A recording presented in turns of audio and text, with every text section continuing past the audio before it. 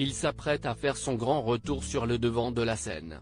En pleine élaboration d'un album, CEST à l'occasion d'un entretien accordé à Télé 7 jours que Mika a accepté d'évoquer le tournage de la saison des 10 ans de The Voice, qui sera diffusée à la rentrée.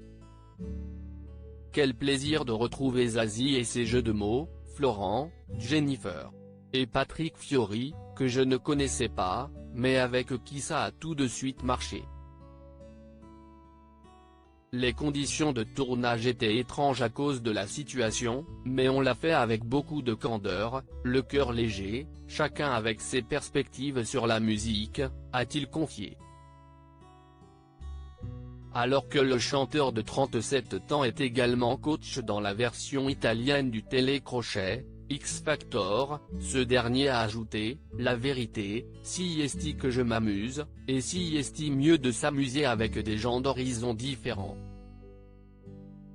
Ce métier peut avoir tendance à nous isoler.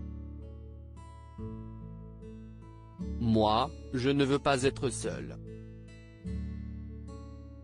Et la télévision est un formidable espace créatif, une énorme source d'inspiration artistique. Il faut juste ne pas être snob, ne pas avoir d'œillères. Mais on en reparlera. » Les confidences de Jennifer et Patrick Fiori sur cette saison inédite en septembre 2020, CEST pour Télé 7 jours que Jennifer avait confié à propos de la saison des 10 ans du télécrochet.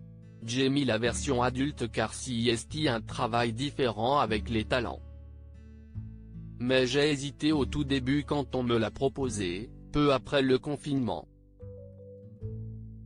Dans ma tête, je travaillais déjà sur ma ligne de déco, mes nouvelles chansons. Et je ne voulais pas passer outre ma famille, qui est ma priorité. Puis on m'a expliqué que ce serait une saison particulière, plus courte. Et l'idée de retrouver les copains était trop séduisante. Et puis Patrick, quoi. Je suis ravi qu'il soit là. De son côté, CEST pour Téléstar que Patrick Fiori avait révélé, cette édition anniversaire est une première mondiale pour le format The Voice. Lorsque la production m'a proposé d'y être coach, je n'ai pas hésité, j'ai dit oui tout de suite. J'avais envie depuis longtemps de coacher les adultes.